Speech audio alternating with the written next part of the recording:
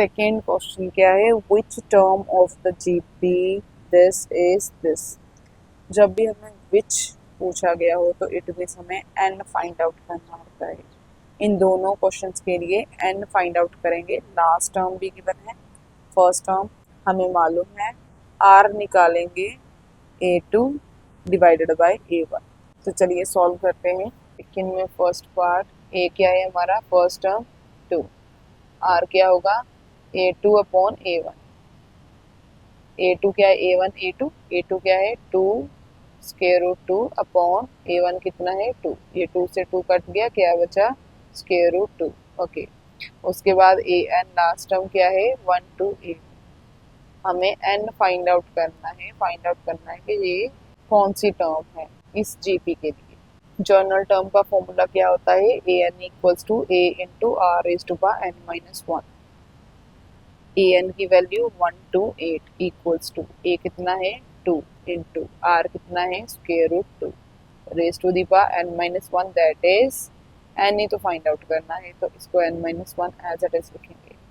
अब यहाँ पर ये 2 मल्टीप्लाई का है, इस साइड आने के बाद डिवाइड हो जाएगा, तो 1 to 8 divided by 2 equals to square root 2 n minus 1। यहाँ पर इसकी कटिंग हो रही है, 2 1 जा 2, 2 6 जा 12 एंड 2 4 जा 8, तो 64 equals to square root 2 raise to power n minus 1। अब हमें मालूम है 2 रेज़ टू पावर 5 64 होता है। अगर आपको नहीं मालूम तो 64 की ऐसे प्राइम फैक्टराइजेशन करके देख सकते हैं आप, ठीक है। 2 3 जा 2 2 जा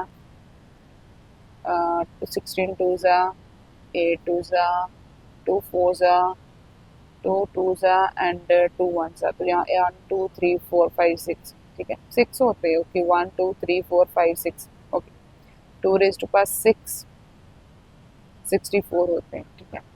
इक्वल्स टू यहाँ पर square root 2 raise to power n minus 1।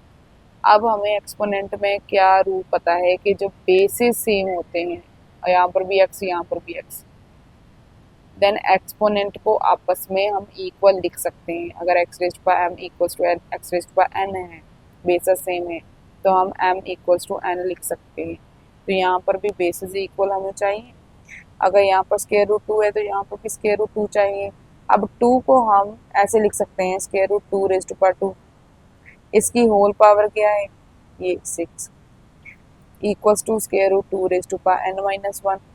यहाँ पर क्या लिखेंगे स्क्वायर रूट 2, ये एक्सपोनेंट्स क्या हो जाएंगी आपस में मल्टीप्लाई, ये भी रूल है ना। यहाँ पर ऐसे x raise to power m raise to power n है, तो इसको x raise to power m into n लिख सकते हैं। तो यहाँ पर 6 2 जा 12 equals to square root 2 raise to power n minus 1। अगर बेसिस सेम है देन एक्सपोनेंट्स आपस में क्या हो जाएंगी इक्वल, तो 12 इक्वल्स टू n माइनस 1। यहाँ से n की वैल्यू निकालनी है, n इक्वल्स टू 12, ये 1 इस साइड आने के बाद पॉजिटिव हो जाएगा, तो n कितना आ रहा है 13। यही हमें फाइंड आउट करना था।